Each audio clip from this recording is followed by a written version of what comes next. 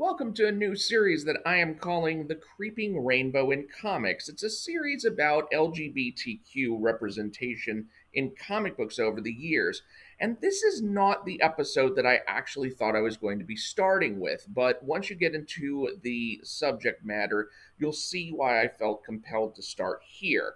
What I really wanted to do with this series is just go through some of the favorite instances of my childhood growing up as a comics books reader. I've been reading comic books for over 40 years, and I wanted to focus on some of the characters, some of the highlights that where it came to LGBTQ representation. And by the way, for the sake of brevity, I'm just going to start calling them queer characters from here on out because LGBTQ is just way too many letters to keep reciting. So when we're talking about queer representation in comic books, it's been a fair sprinkling over the few decades, but recently it's really ramped up. You see a lot more queer characters in comic books than you did before. And when I saw the cover photo for DC's Dark Crisis #1, I knew I had to do a video because if you're not familiar with these characters, I mean, certainly you probably see the resemblance to the standard Justice League's worth of characters. This is on the right, you have Superman, but this is not Clark Kent. This is John Kent, his son. The Wonder Woman here is Yara Flor, who is a Brazilian Amazon, I believe. The Batman featured here, if you recall the character of Lucius Fox, who you might be more familiar with from the Christopher Nolan movies, in which he was portrayed by Morgan Freeman. This is his son, Jace Fox, who has taken up the mantle of Batman. The Green Lantern in the background is Jo Mullein. She's a human Green Lantern who originally represented an alien far sector, hence being the lead character of that title. And then in the back, you've got Jackson Hyde, who is the new Aquaman. Now, DC hasn't officially replaced all of these characters with these particular new characters. This is kind of a potential future of the Justice League that is coming. It's kind of an oncoming thing.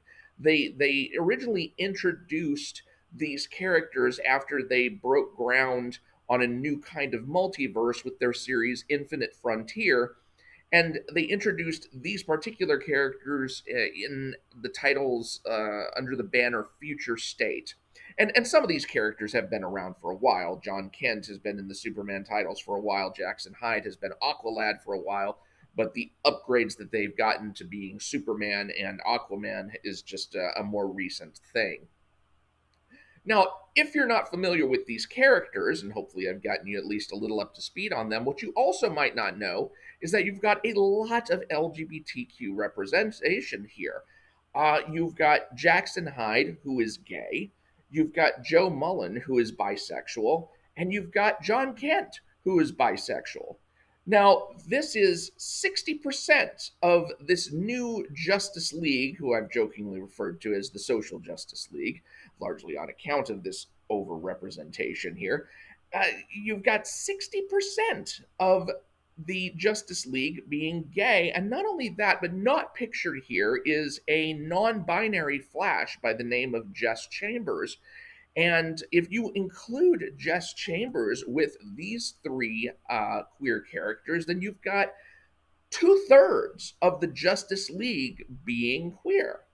Now, Wonder Woman, to my knowledge, this Yara Flor character is not herself queer, but on the other hand, Princess Diana, the original Wonder Woman, is, according to official statements by DC Comics writer Greg Rucka, who has been a longtime writer of Wonder Woman. And in 2016, he officially confirmed via statements that Wonder Woman is now considered a queer character. She is bisexual. And even though DC has not made use of her bisexuality in the mainstream Wonder Woman titles, in alternate world titles like Dark Knights of Steel and a current comic in the DC universe, Elseworlds banner, she is in a relationship with a Supergirl type character.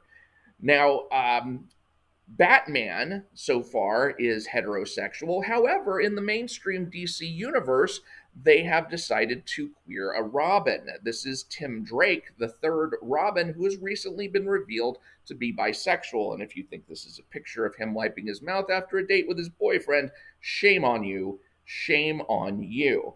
So here's the question that I really want to ask is why is there this stunning overrepresentation of LGBTQ characters in the DC Universe's Justice League? Because you got to realize in the normal population of the planet, we're talking about what? 5% of the population of Earth is queer?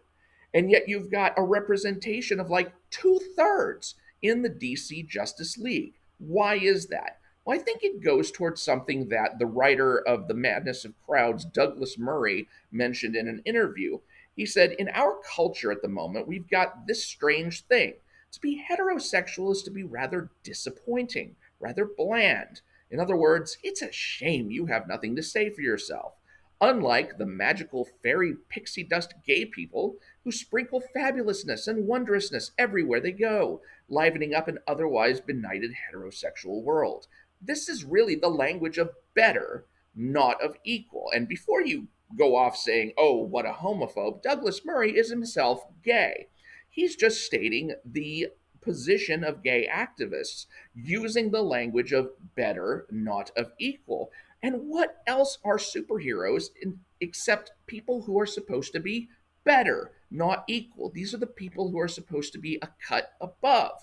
And now that we have gone from a world in which we once understood how everyone was supposed to be, which was either a man or a woman with all the properties associated to each and straight, that is a perfect world if everyone were free of sexuality and gender imperfections.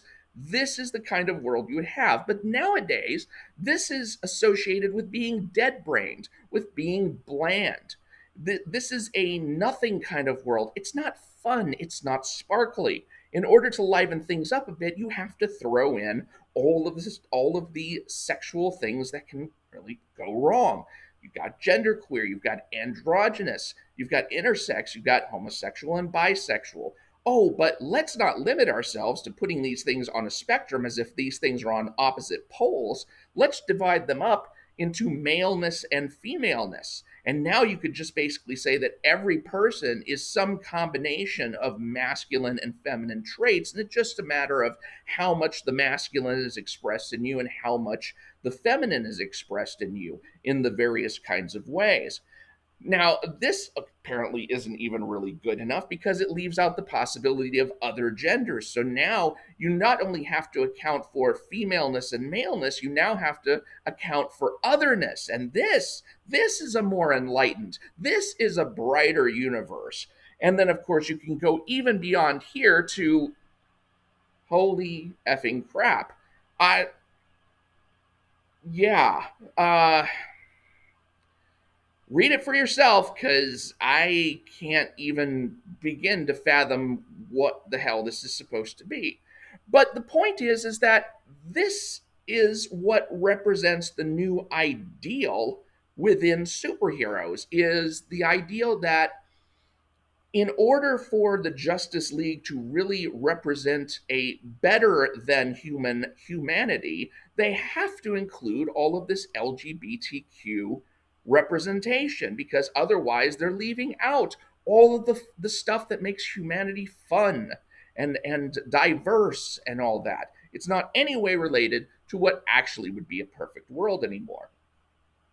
And this is the main trend that is happening within the big two companies. Now, that doesn't mean that it's happening across all of comicsdom, although you will see it in the more independent comics as well. If you look at Image Comics, if you look at if you look at other major comic book companies, you'll see that these motifs go through the same kind of thing.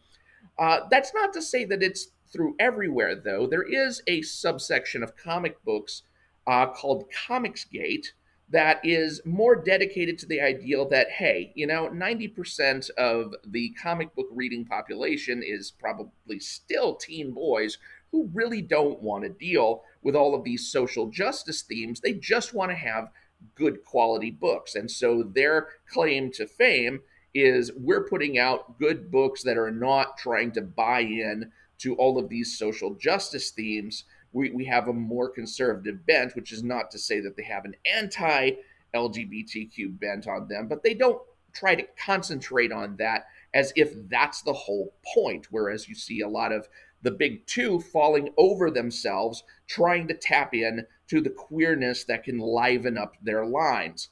Uh, will Comicsgate actually succeed, though, in attracting readers? It's questionable. And the reason for that is number one, they don't belong to a coherent universe. The titles don't belong to a single publisher or a coherent universe like Image or DC or Marvel do, even though you see in this example, you've got that Lone Star comic here on the right, where you've got several Comicsgate characters featured, but that's just an homage cover for Comicsgate, doing a tribute to Comicsgate overall. The actual book just features the hero called Lone Star, and that's it. Because these characters, because these ideas are not part of a coherent universe, there's not really that much cross seeding going on among them. You're not going to see like Cyberfrog necessarily appearing in a Bigfoot Bill comic. What you're going to see is just these artists and writers doing their own things, and that's not quite as coherent. That doesn't provide a an experience that is going to draw you into all of these different titles. The other thing that hurts Comicsgate is its high price tag. A lot of these books are crowdfunded. They're done off of Indiegogo. They're done off of what is the other crowdfunding platform? I totally forget its name. But when you see these crowdfunding ventures, you'll note that they don't just sell the comic book. It's hard to even find a Comicsgate thing where all you do is see, give me the $3 to $5 tier where I'm just getting the comic book. Instead, it's like, here for $10 you'll get the comic book, or for $20 you'll get a signed comic book. For $30 you get the signed hardbound version of the comic book, et cetera, et cetera. And then when they go to sale on their own websites, they're just exorbitantly priced.